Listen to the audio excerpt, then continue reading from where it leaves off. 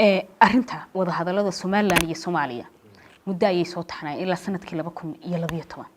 ilaa haddana waxaad moodaa in waxyaabaha masiirka ah ee ama kala go'a ama isu taga aan wada hadallada lagu soo hadal qaadin adigu balka gudoomiye Cabdiraxmaan ahaan wada hadalladaasi sidee kula muuqdaan ama sideedahay waa lagu gaari karaa in waxa masiiriga la taabto laga wada hadlo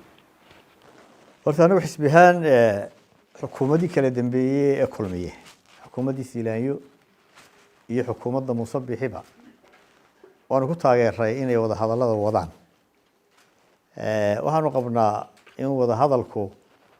uu ka mid yahay arrimaha dhalin kara in dalalku ay kala go'aan oo ay kala baxaan waxa tusaale noogu filan Eritrea iyo Ethiopia aanu jaarnahay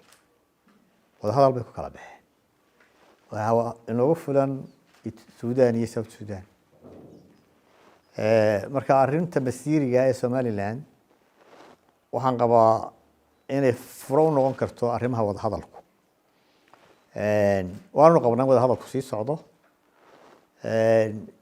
waxaana qabaa in ay ku khasban yihiin Soomaaliya iyo Somaliland in la wada hadlo waa laga yaabaa ra'yigu inuu kala duwan yahay laakiin waxaan qabaa inay khasab tahay in la wada hadlo waxaan qabaa xalku wuxuu ka iman karaa in la wada hadlo haddii xal la waayana de markaa waa laga gudbi karaa laakiin beesha caalamkuna mar walba waxay nagula talinaysaa inaynu wada hadlo mudane gudoomiye weli arrimihii geesan ku dhex jirnaa waxaad moodaa in khilaaf adag u dhexeeyo Ethiopia iyo Suudaan Djibouti Eritrea Kenya iyo Soomaaliya mandaqadu inay wada haysato marka diblomaasiyadda degtid Somaliland mandaqada ay haysatay khilaafaadka maxaa saameyn ku leedahay mid faa'iido mid khasaaro halka dalalkaasi waa saa sheegtay waa dhab Eritrea iyo Djibouti colaad baa ka dhaxaysa Tigray waa kii dagaal ka dhacay Soomaaliya iyo Kenya muran baa ka dhex jira dhammaantoodna wayna saameynayaan waddan kasta dhibaatada ka jirta wayna saameynaya wanaagna wuu iman karaayo de haddii xiriirkeenu wanaagsanaado dhinaca kalena wanaag baynu ka filaynaa marka waxaas leeyahay siyaasadda ugu wanaagsan ee Soomaaliland ku dhaqmi karta waxa weeye inaanay ku milmin muranada aanay dhinaca ka ahayn ee dalalka khuseeya waxay nagu waajibaa inaynu dal kasta la macaamilo Djibouti la macaamilo Ethiopia la macaamilo Suudaan la macaamilo Soomaaliya la macaamilo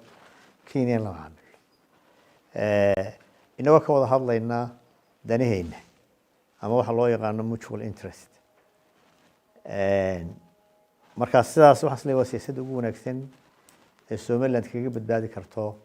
inay qayb ka noqoto muran aanay dhinac ka ahayn mudane gudoomiye geeska isbedelaha ka dhacaysa inuu hore u soo sheegnay khilaafaad baa jira sida imka aad sheegaysid Somaliland ma ka faa'iideysatay isbedelka geeska ka socda oo ma is leedahay meelna allaha ka dhigay waxaasii ka faa'iiday intii isbedelku socday hada faa'iidadu de waxa laga yaabaa inaan markiiba muuqan laakiin imika waxaynu taaban karno aynu idhan karno waynu ka faa'iidnay oo aynu fuul soo qaadano inaynu ku qiyaasno hadda ma jirto